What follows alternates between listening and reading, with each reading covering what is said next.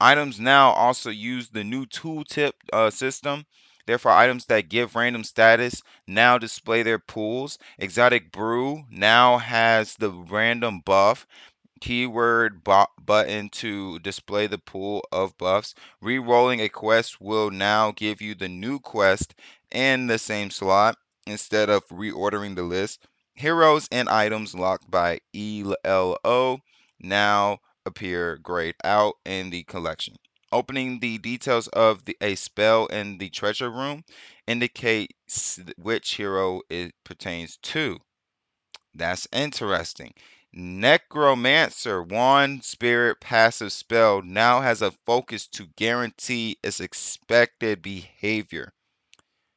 Changes things a little bit. Added VFX or visual effects to some items' passives. Improve the description of spells that apply random status effects. The UIs of the shop, player profile, and progression have been reworked. The UI that appears when clicking on the HUD of a hero has been fully reworked. Changed the They also made some changes to the 3D visuals of heroes, the VFX of the hero spawning and resurrecting. Some internal changes also go as followed. A made improvement to the performance of the game on lower end devices, and Giovanni and her starter spells are now unlocked at 250. If you're an investor,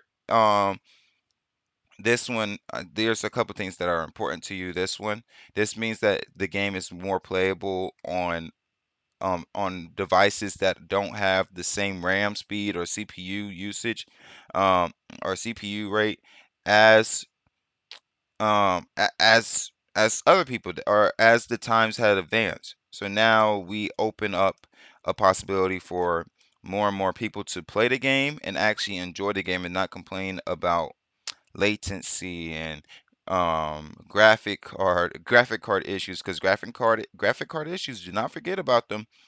They do play a massive role in your game even looking good when you cut it on. But Elemental Raiders is getting ahead of that, and proud I am indeed of that. So there's some balance things that they added in. They reduced the healing from the Guardian Garment's mech, the Guardian Garment's spirit. No, that one they increased the healing. They removed the steel skin from the pool of Laurel Crown, changed mana in a bottle to give 5 mana on death. I love using that one. I just love using that one.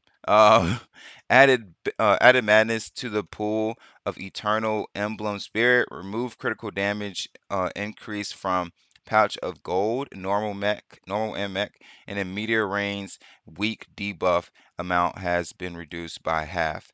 Some of the fixes: they fixed the spells getting stuck when being dragged when the round timer runs out. Fixed the last 10 seconds timer countdown not appearing anymore. They fixed the damage achievements not appearing in the UI until clearing the healing ones.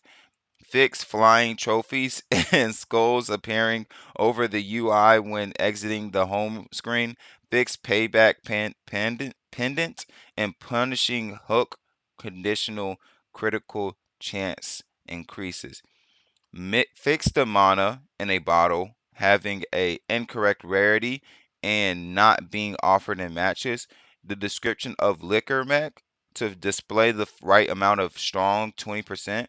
Uh, that's been fixed. They improved the description of the empower condition for clarity.